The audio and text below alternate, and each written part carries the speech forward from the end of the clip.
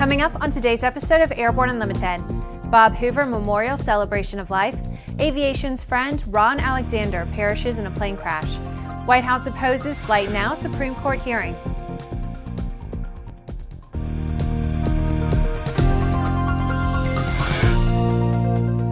I'm Bree Cross. It's November 21st, 2016, and this is Airborne Unlimited. Some 1,500 people attended the celebration of life for Robert A. Bob Hoover at Clay Lacy Aviation last Friday. The event was everything we expected, inspiring, sad, funny, and filled with a spirit created by the combined friendships enjoyed by so many people with one of America's greatest flyers. It was a proper send-off for an extraordinary man, and the flyovers were some of the most uplifting we've ever seen. ANN's live stream production, however, turned out to be the most challenging project we've ever attempted.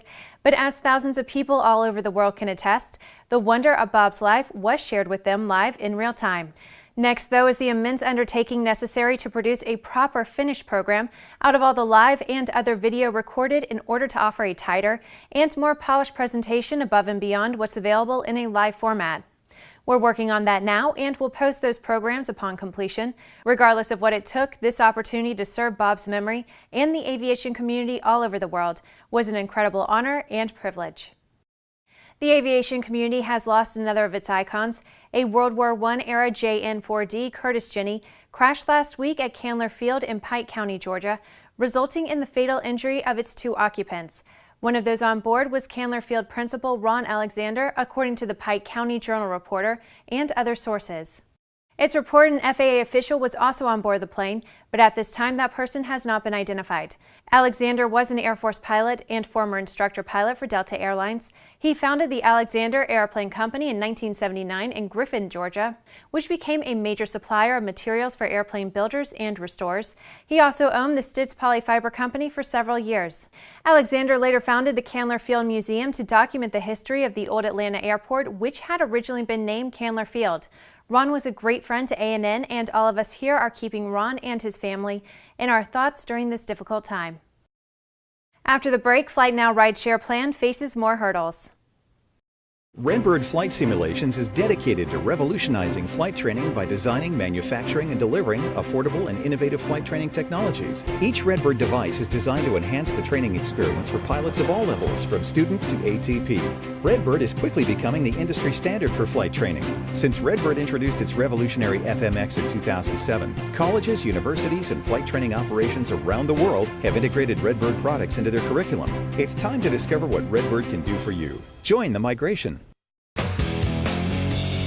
Based on the popular Sling 2 LSA, the Sling 4 was designed to be the most practical and desirable lightweight four-place experimental aircraft on the market.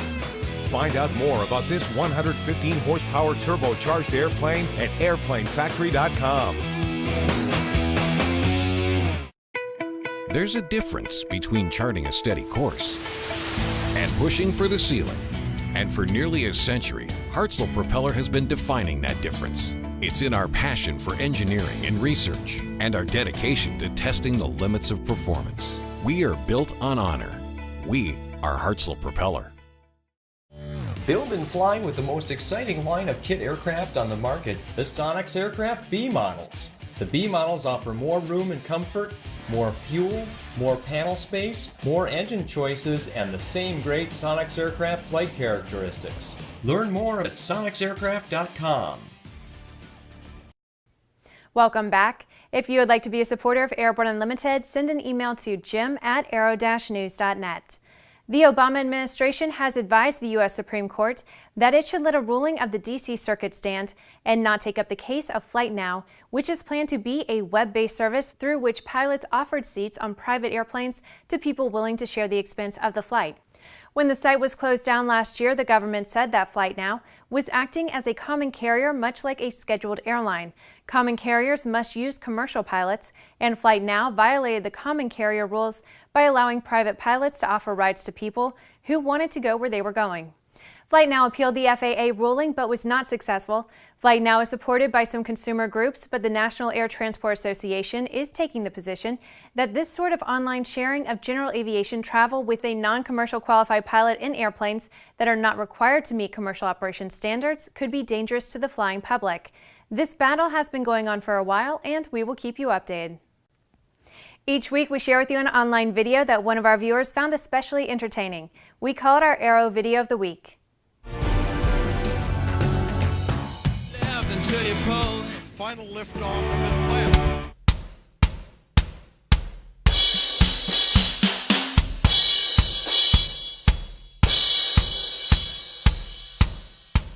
We've all seen that small video cameras can give us fascinating views of aerobatic pilots performing maneuvers. However, in this video, we watched Spencer Sutterman perform aerobatics with a new camera perspective. Search Aerobatics, a new perspective on YouTube.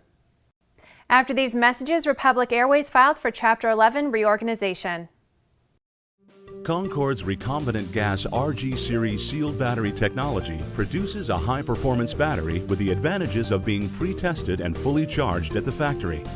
Find out more about Concorde's entire line of batteries at www.concordebattery.com. Concorde, the heart of your aircraft. The Bristol Light Sport aircraft is what you are looking for. The Bristol is wider than a Cirrus, faster than a Skyhawk, offers more storage than a Husky, and comes standard with Garmin avionics. So what are you waiting for? Visit Bristol.com to find out how you can get into a Bristol today. Sandia introduces the new SAI 340 Quattro TSO'd airspeed, attitude, altitude, and slip. With integral backup battery, safety never looked so good. See it now at www.sandia.aero. Explore no limits flying in the FAA-certified Sea Ray Amphibious LSA, one of the top 3 best-selling LSAs in the U.S. Progressive Aerodyne Sea Ray comes equipped with a Rotax engine and exhibits extraordinary handling on land, water, and in the air. Check it out at www.searay.com. Welcome back. With so much news coming out of the aviation industry, we're summarizing some other interesting stories in a brief segment we call Around the Patch.